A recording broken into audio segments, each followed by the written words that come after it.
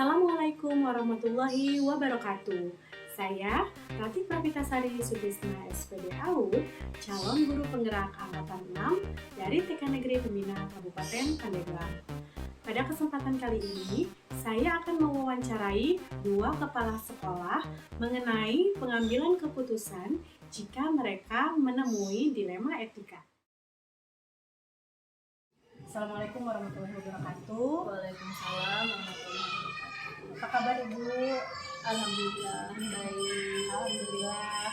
Sebelumnya saya mengucapkan terima kasih banyak kepada Ibu atas waktu yang Ibu berikan kepada saya pada hari ini.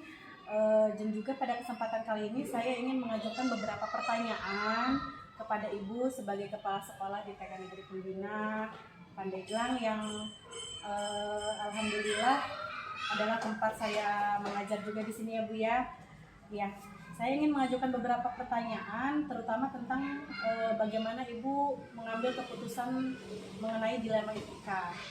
Nah, tentu Ibu pernah mengalami kasus-kasus atau kejadian-kejadian di mana ada dua kasus tentang dilema etika seperti itu. Nah, selama ini bagaimana Ibu dapat mengidentifikasi kasus-kasus tersebut yang merupakan dilema etika atau benturan moral?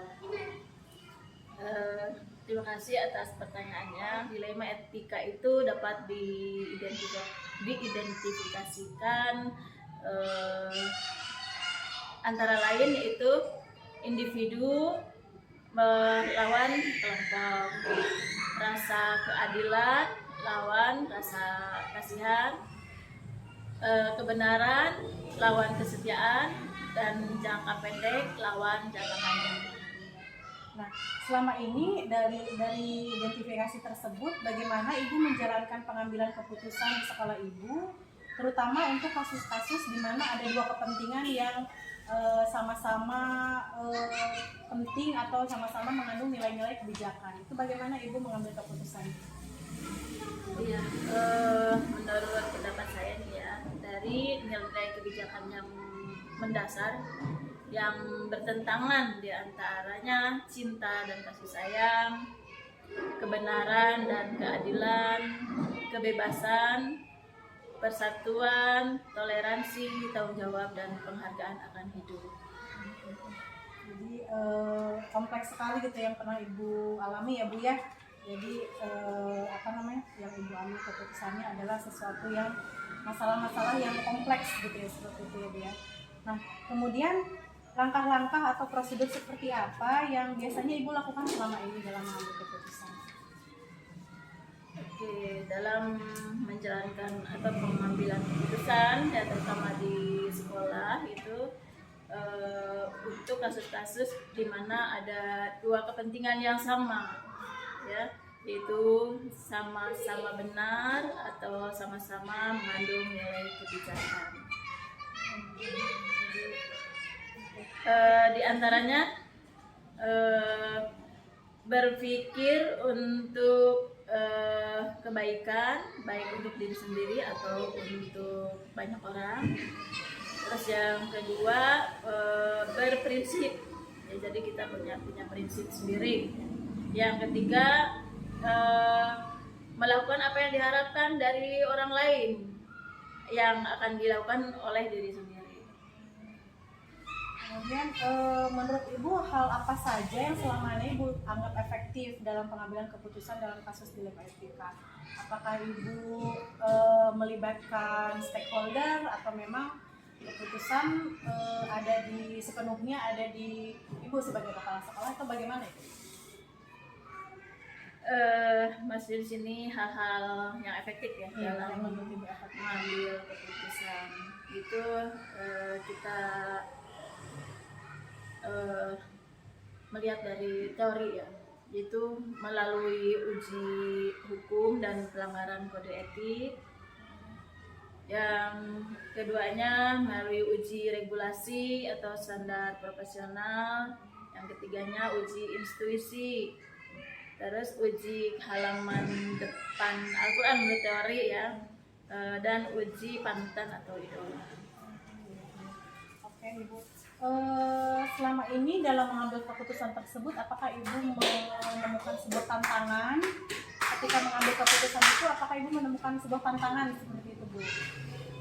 Tentu saja dalam mengambil keputusan kita harus menerima atau terutama resiko tantangan itu yang perlu pemikiran serius ya tentang atau perhitungan yang matang gitu tentang resikonya seperti apa. Pasti resiko yang menjadi sebuah tantangan ya Bu ya, dalam untuk mengambil keputusan itu tidak mudah, betul ya Bu? Iya. Kemudian apakah Ibu memiliki jadwal tertentu atau waktu tertentu ketika Ibu menyelesaikan sebuah kasus di Amerika? Misalnya apakah Ibu saat menghadapi sebuah kasus atau permasalahan di sekolah itu harus saat itu selesai atau ditunggu nanti saja atau bagaimana Ibu? Kalau menurut saya, kalau misalnya dalam pengambilan keputusan tergantung masalahnya. Kalau seandainya masalah itu harus memang pada saat itu harus selesaikanlah gitu. Kenapa tidak? Ya. Kalau seandainya membutuhkan waktu, misalnya itu kita harus menunggu data-data, misalnya itu ya, itu kita berikan jadwal, gitu jadwal proses pengambilan keputusan itu di kemudian hari atau di waktu-waktu tertentu. Kondisional tergantung kasus tersebut itu apa gitu ya. Nah kemudian adakah faktor-faktor yang selama ini mempermudah atau membantu Ibu dalam pengambilan keputusan dalam kasus tersebut? Gitu. Faktor apa yang mempermudah Ibu dalam mengambil keputusan? Faktor yang untuk mengambil keputusan ya kita bisa dari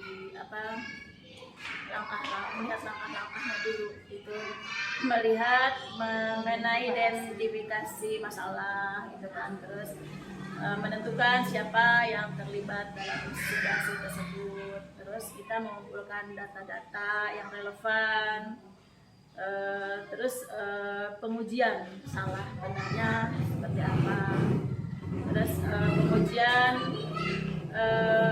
paradigma benar lawan benar kita lakukan prinsip resolusi ya di antaranya berpikir berbasis hasil akhir berpikir berbasis peraturan dan berpikir berbasis rasa peduli dan berikutnya itu ada investigasi opsi trilema ya bahwa di sana itu yang trilema ini mencari opsi yang ada di antara dua opsi apakah ada cara berkompromi dalam situasi ini atau misalkan tidak seperti itu untuk mempermudah ya Bu ya. Iya. Nah Ibu pertanyaan terakhir dari saya adalah dari semua yang telah Ibu sampaikan ada tidak pembelajaran yang bisa kita petik atau Ibu petik dari pengalaman Ibu dalam mengambil keputusan dilema etika tersebut? Dalam sebuah keputusan pasti ada hikmah ada manfaatnya untuk kita itu terutama bahwa keputusan yang kita ambil itu memberi manfaat dan menguntungkan untuk kedua belah pihak yang terlibat dalam kondisi tersebut dan penerapannya ke depan dalam mengambil sebuah keputusan terutama seorang pemimpin harus menyelaraskan dengan visi misi yang telah disusun dan disepakati bersama agar apa yang diputuskan jelas dan terang. Ibu terima kasih banyak atas waktu dan kesediaan Ibu yang Ibu luangkan untuk saya. Alhamdulillah pertanyaan-pertanyaan yang saya ajukan terjawab dengan baik oleh Ibu. Ya Ibu, semoga dalam hal ini ya terus berjuang dan semoga sukses selalu. Permohon Ibu. Terima kasih Sama-sama banyak Ibu. ya. Assalamualaikum warahmatullahi wabarakatuh. Waalaikumsalam warahmatullahi wabarakatuh. Apa kabar Ibu? Alhamdulillah baik. Ya sebelumnya saya mengucapkan terima kasih banyak atas waktu yang Bu Haji berikan kepada saya. Pada kesempatan ini saya ingin mengajukan beberapa pertanyaan kepada Ibu sebagai kepala sekolah, terutama tentang pengambilan keputusan dilema etika. Begitu ya Ibu ya. Tentu saja Ibu pernah mengalami beberapa kasus yang Ibu alami di sekolah. Lalu bagaimana di situ ada 2 kasus tentang dilema etika, Bu. Seperti itu. Nah, selama ini bagaimana Ibu dapat mengidentifikasi kasus-kasus yang merupakan dilema etika atau rujukan moral? Terima kasih ya Bunda Ati. Sebetulnya ya di kita itu di sekolah itu memang mengalami beberapa kejadian-kejadian yang tentunya ya membutuhkan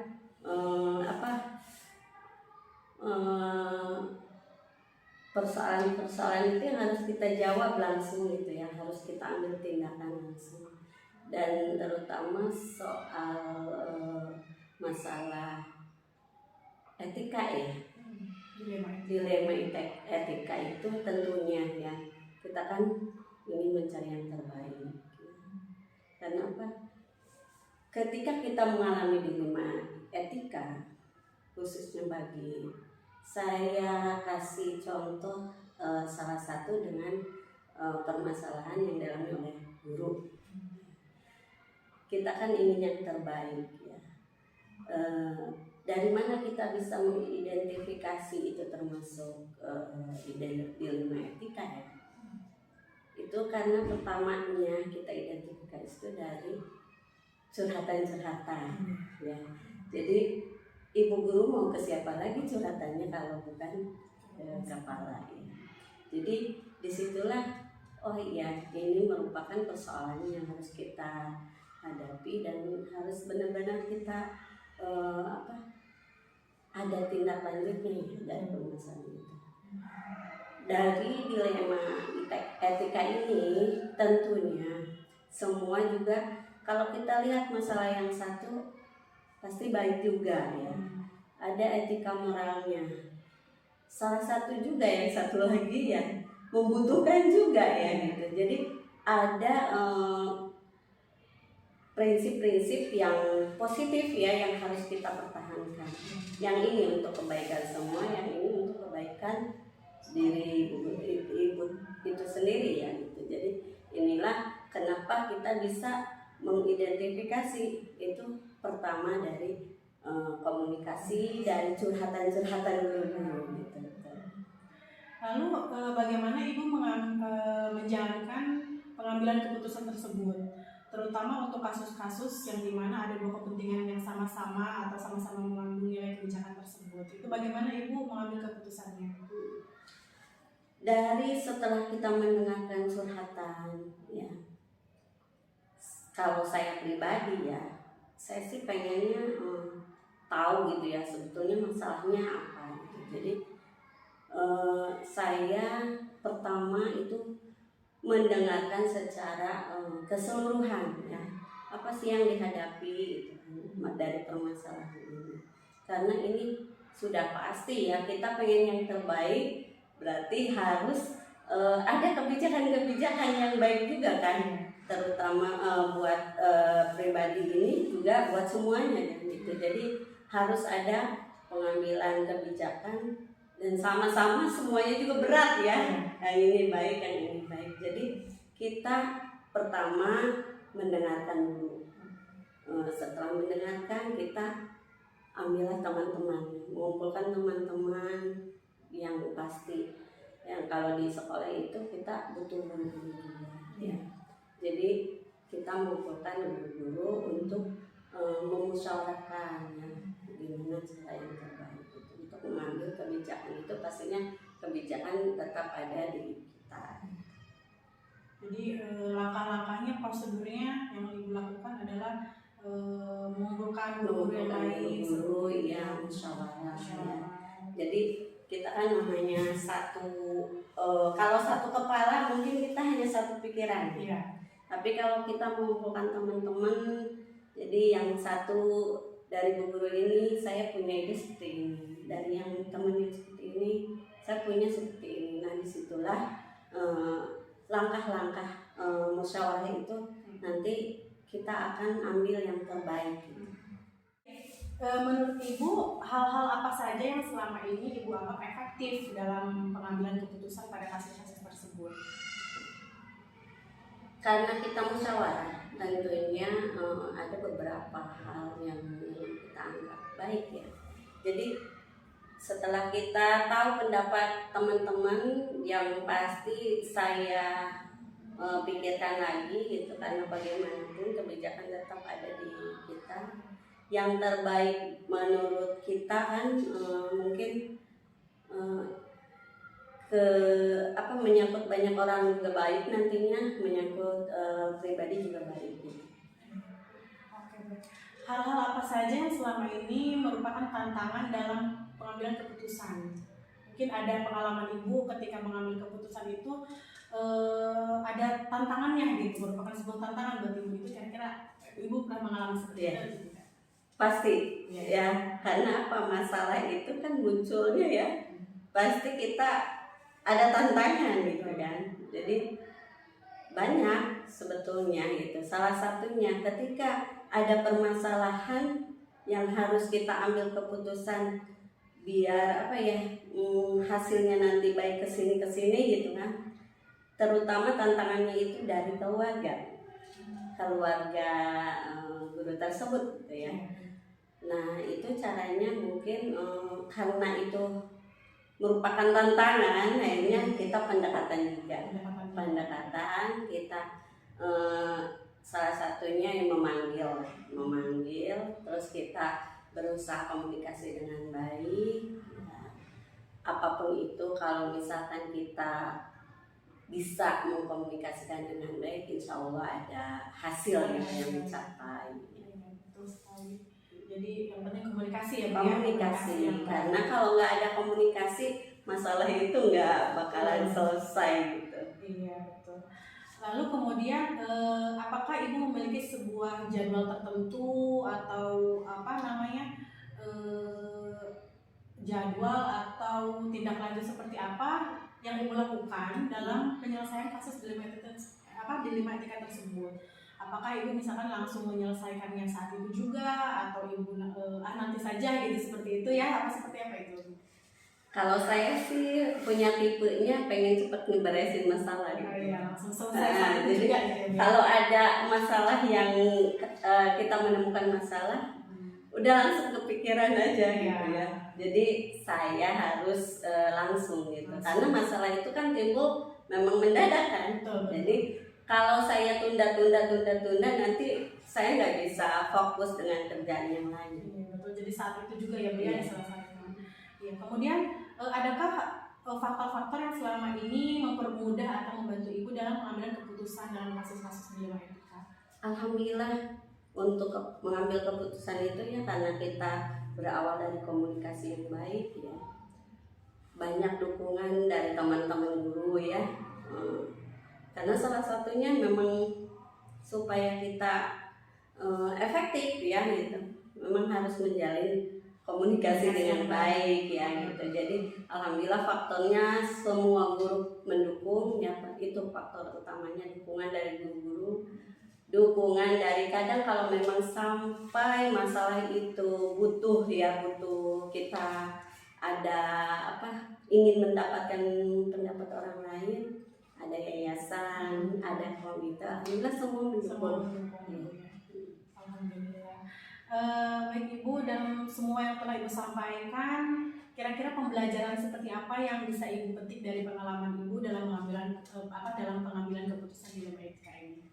Saya rasa tidak ada bagi kita ya yang saya ambil hikmahnya, yang bisa diambil hikmahnya. Tidak ada masalah yang berat kalau kita mau mengkomunikasikan dengan baik. Iya, betul sekali. Itu saja. Jadi nggak ada masalah yang terlalu berat kalau kita memang niat untuk bisa menyelesaikan. Tidak ada masalah yang tidak bisa diselesaikan dengan komunikasi yang baik ya Bu. Iya, luar biasa sekali Ibu. Mungkin itu saja ya Bu ya yang bisa saya ajukan pertanyaan terkait tentang dilema etika tersebut, tentang pengambilan keputusan. Wawancaranya sungguh luar biasa, menginspirasi saya. Mudah-mudahan Ibu sehat selalu. Guru-guru di sini juga sehat selalu. Terima kasih banyak ya Bu Haji atas sama-sama. selamat dan sukses ya berarti. Terima kasih Bu. Ya, Assalamualaikum sama-sama. warahmatullahi wabarakatuh. Waalaikumsalam.